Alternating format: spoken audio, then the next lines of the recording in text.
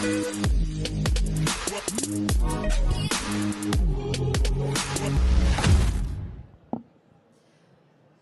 à toutes et à tous, nous sommes de retour sur le stand F38 à Saint-Expo, stand de la FEDEPSAD et de l'UPSADI. On continue notre série de plateaux télé en recevant les acteurs du système de santé. Et cet après-midi, nous recevons Émilie Delpy, directrice associée de Proxicare. Bonjour. Bonjour. Et nous avons également avec nous Alexandra Duvauchel, déléguée générale de la FEDEPSAD, et Kevin Chattard, vice-président de l'UPSADI. Alors, Émilie Delpy, l'an dernier, sur ce même plateau, vous étiez venue nous présenter une étude médico-économique dans le domaine de la perfusion à domicile. Celle-ci présentait non seulement les économies que ces prises en charge par les PSAD représentent pour l'assurance maladie, mais elle suggérait aussi de lever certains blocages réglementaires qui freinent encore le déploiement de certaines innovations thérapeutiques à domicile, puisque, rappelons-le, certains médicaments, notamment dans l'immunothérapie, sont encore réservés au milieu hospitalier. Alors, un an plus tard, Émilie Delpy, pouvez-vous nous en dire plus et nous parler des expérimentations qui sont en cours ? Oui, alors en effet, ce sujet, on va dire, reste vraiment d'actualité. La question de la prise en charge des patients atteints de cancer à domicile donne lieu à beaucoup de réflexions et à des projets concrets d'expérimentation, comme vous venez de le dire. Alors pourquoi ? Il y a deux raisons. Il y a déjà l'augmentation du nombre de patients atteints de cancer. En 20 ans, on a une augmentation de 40% du nombre de personnes concernées, ce qui est quand même considérable. Et puis un autre aspect qui va vraiment plus nous intéresser encore pour ce sujet, c'est la chronicisation du cancer. C'est-à-dire qu'on a des patients qui vont finalement elles vont rester longtemps en situation de cancer, mais avec pas uniquement des soins aigus, mais aussi des traitements d'entretien qui peuvent se prolonger sur de très nombreuses années. Évidemment, dans ce contexte-là, ça contribue à l'augmentation du nombre de patients à prendre en charge à un instant T. Mais aussi, ça vient suggérer d'autres modalités de prise en charge pour éviter que ces patients reviennent à l'hôpital extrêmement régulièrement alors qu'ils ont passé la phase aiguë.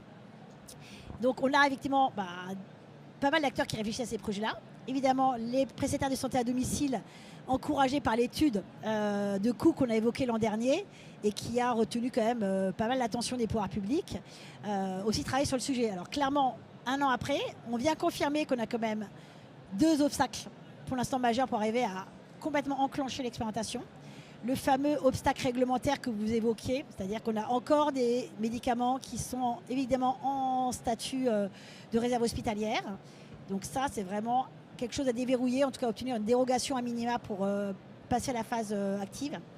Et un deuxième sujet qui s'est quand même conforté dans l'année, dans les échanges qu'on a eus, qui étaient très prometteurs avec les médecins, mais qui viennent se heurter à des considérations financières. Pour l'hôpital, aujourd'hui, l'hôpital de jour est quand même une activité qui équilibre les budgets hospitaliers.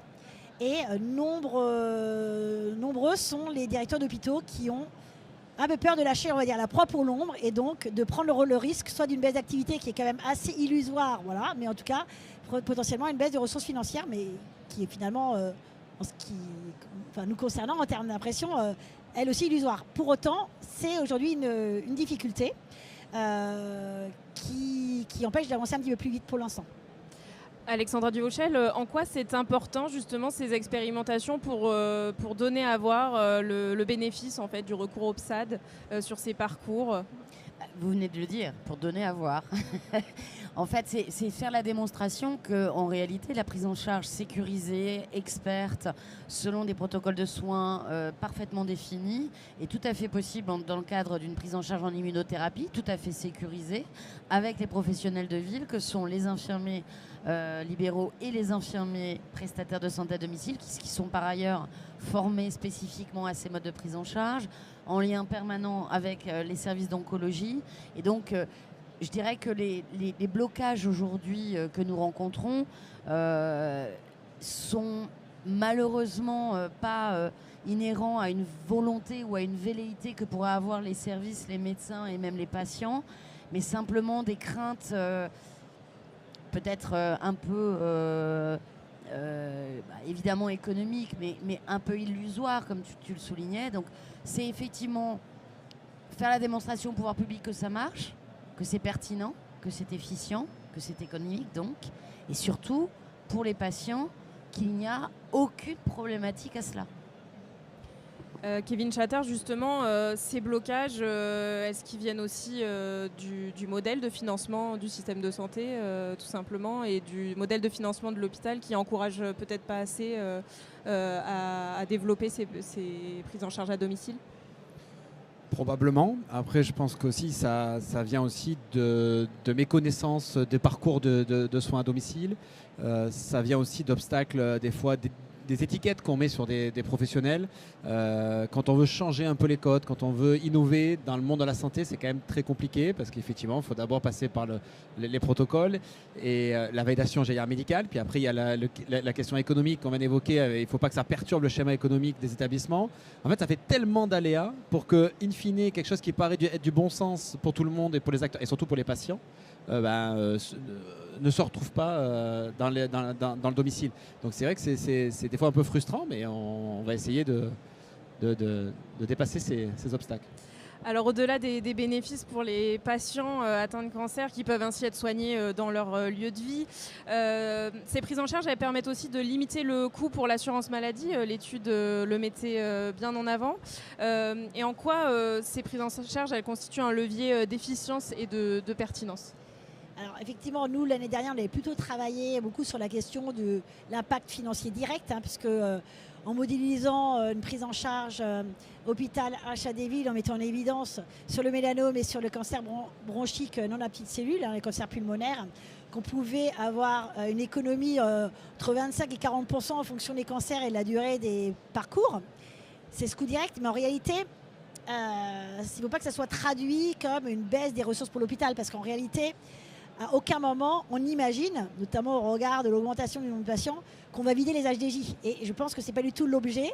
Je pense que ce projet-là, il a vraiment un objet de faire un levier d'efficience, peut-être réallouer les patients entre les différents lieux de prise en charge en fonction de leurs besoins, probablement réserver les HDJ pour vraiment les patients en phase aiguë, bien sûr, plus fragiles, répondant aussi à des considérations sociales, même parfois psychologiques. Certains patients sont parfois plus sécurisés à certains moments du traitement à être pris en charge à l'hôpital, ont besoin de ce contact-là. Mais de pouvoir finalement absorber l'augmentation du nombre avec des modalités complémentaires en essayant de mutualiser la ressource médicale, mobiliser d'autres acteurs, ceux de la ville, et donc vraiment finalement optimiser dans un schéma où on est en augmentation d'activité. C'est vraiment ce message-là qu'on voudrait vraiment essayer de mettre en place, prouver qu'en réalité on va absorber plus d'activités avec forcément un peu de dépenses qui vont augmenter, mais pas proportionnellement à leur coût actuel.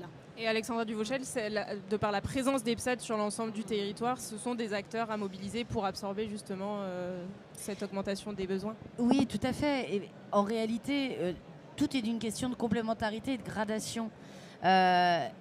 Quand il y a sur un bassin de vie une très importante population touchée par le cancer, on peut avoir des services qui sont totalement saturés en HDJ et qui ne peuvent pas, enfin qui ont des plannings tellement chargés que cela peut décaler les plannings. Donc c'est dans ce cadre-là les principes de subsidiarité, c'est-à-dire que quand il y a un besoin, on regarde effectivement l'ensemble des acteurs, on peut venir en complémentarité, on n'est pas en concurrence, on est là véritablement pour répondre aux besoins d'un bassin de vie, d'un bassin de population et désaturer, j'allais dire, les établissements et les professionnels hospitaliers. Et ces prises en charge, Kevin Chatter, elles sont aussi sécurisées à domicile qu'à l'hôpital? Bien sûr, bien sûr, c'est notre métier. Finalement, ça reste des prises en charge. Si on se positionne sur ces prises en charge, c'est parce qu'on estime que c'est des prises en charge qu'on serait capable de faire parce que dans d'autres protocoles, on le fait. Et en fait, ce qu'il faut qu'on accepte, c'est qu'on est dans un système de santé qui évolue, avec des traitements qui évoluent. Donc forcément, on ne peut pas tout imaginer en amont de ce qui va se faire demain. Par contre, aujourd'hui, notre organisation ne permet pas aujourd'hui de répondre dans une même durée, un même temps, un même espace-temps, entre l'évolution des systèmes de santé, l'organisation du système de santé et l'évolution des techniques médicales de traitement. L'immunothérapie, c'est quelque chose qui est très récent. Une fois que ça a été validé en établissement, une fois qu'on voit que ça marche, que ça fonctionne, que c'est sécurisé et que c'est efficace pour des patients, il faudrait tout de suite imaginer le scénario du domicile. Et je voulais juste aussi rajouter un petit élément, c'est que vu que c'est un peu le serpent qui se mord la queue, vu que finalement on n'imagine pas que ça peut être possible au domicile, quand les laboratoires pharmaceutiques créent des nouvelles molécules, déposent des dossiers de remboursement, ils n'imaginent pas le scénario du domicile, donc ils ne mettent pas en place un statut du médicament, une disponibilité du médicament au domicile. Donc finalement, quand il est éligible, il ne prévoit pas cette solution-là. Et vu qu'elle n'est pas prévue, aucune autorité de santé acceptera de le faire à domicile tant qu'on ne change pas ça. Donc en fait, on a un circuit comme ça qui est terrible, qui montre qu'en fait, on n'est pas prêt, on n'est pas organisé aujourd'hui pour faire évoluer les pratiques en France. On a cette inertie qui est très difficile à contourner. Oui, j'ajouterais effectivement que, ce que tu dis, le cadre réglementaire est extrêmement inerte par rapport à l'agilité des évolutions technologiques. Voilà, c'est-à-dire que non seulement le développement de l'immunothérapie favorise des prises en charge de patients avec beaucoup moins d'effets secondaires, mais en plus, la manipulation de ces produits par rapport aux chimios, elle est beaucoup plus sécurisée. Il n'y a pas de volatilité des produits, il n'y a pas de nécessité de hôtes pour les préparer. Et en fait, tout le cadre réglementaire, d'ailleurs, c'est que le terme chimiothérapie qui est utilisé, il est calqué sur les caractéristiques techniques des chimiothérapies. Donc en fait, il date de 2004. Voilà. On n'a pas l'impression qu'on va tirer toutes les implications de ces produits. Et c'est vraiment ce qu'on voudrait mettre en évidence en mobilisant des acteurs scientifiques et médicaux pour vraiment juger la pertinence de ce cadre réglementaire au regard des nouvelles caractéristiques des produits. Mais tout à fait. Et par ailleurs, pour toute la communauté médicale que nous avons rencontrée et qui sont prêts à s'inscrire dans ce comité scientifique, ils sont tous convaincus de la pertinence de ce mode de prise en charge en complémentarité avec la HAD ou la HDJ.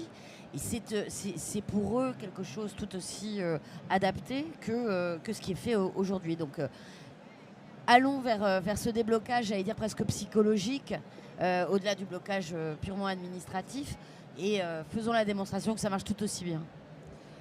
Peut-être pour conclure, Émilie Delpy, vous souhaitiez aussi nous parler du rôle de coordination des PSAD et ce rôle de pivot qu'ils ont dans ces parcours. Oui, parce qu'effectivement, pour compléter ce que Kevin Chattard a évoqué sur le professionnalisme des PSAD dans vraiment la délivrance des produits et donc ce qui est leur cœur de métier, on voit qu'en fait la fonction de coordination des PSAD qui est portée par les infirmières de coordination de ces structures, elle serait très utile pour nos parcours, mais en fait elle répond à un besoin de plus en plus prégnant de notre système de santé qui est de renforcer la coordination des acteurs de ville.